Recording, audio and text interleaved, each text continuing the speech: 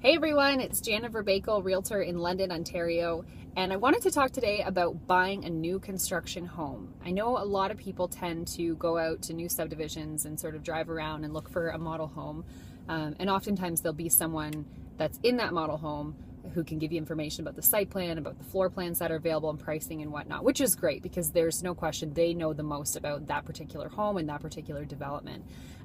Just a word of caution though, and I think that there's maybe a misunderstanding of who that person actually works for within the general public.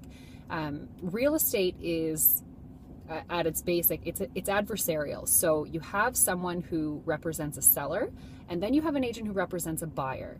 And each party retains a realtor to sort of fight for their own rights. It's like if you went to court, you would never ask the person, so let's say someone's suing you, you'd never ask that person's lawyer to represent you also. You would want your own lawyer, and that person can hold everything that you say confidential and give you unbiased advice and information about what's going on in the proceedings. And you should really think about real estate in the same way. So with a builder's representative, who isn't always a licensed realtor, by the way, they can be just salespeople, they work for the builder. Their job is to get you to upgrade as many things as possible and sell that house to you. So, things that often come up is that, they'll say when you're asking them about certain upgrades, oh yeah, no problem, we can do that. And that's not a lie. Of course they can do that, but everything comes with a price. And the biggest mistake that I see home buyers making when they go direct through a builder without their own representation is that they don't realize all of these additional costs that start to add up.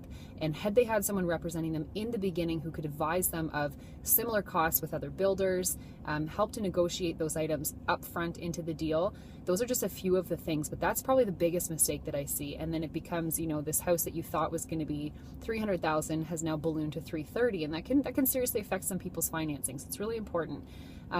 There's other little things too. So I'll give you a couple freebies here if you do decide to go do it yourself.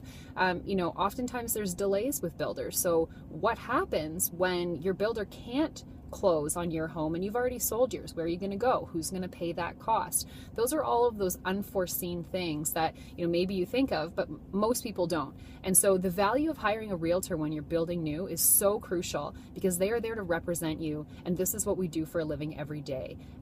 This may be the second house you've built or the third, which is great, and you've got some experience. But you get some agents that are selling 20, 30, 40, 50 homes a year. If you ask me who I'd rather work with, I'd rather work with someone who sold 50 homes versus 3. So just some advice, if you go direct to builder, they're a great information resource, but just be cautious when you're talking to them about what it is that you want and need, and definitely consider hiring your own agent to represent your interest in the transaction. So that's it for today, guys. Please feel free to check us out online at londonsbest.ca, and feel free to email me with any questions or comments. Have a great day.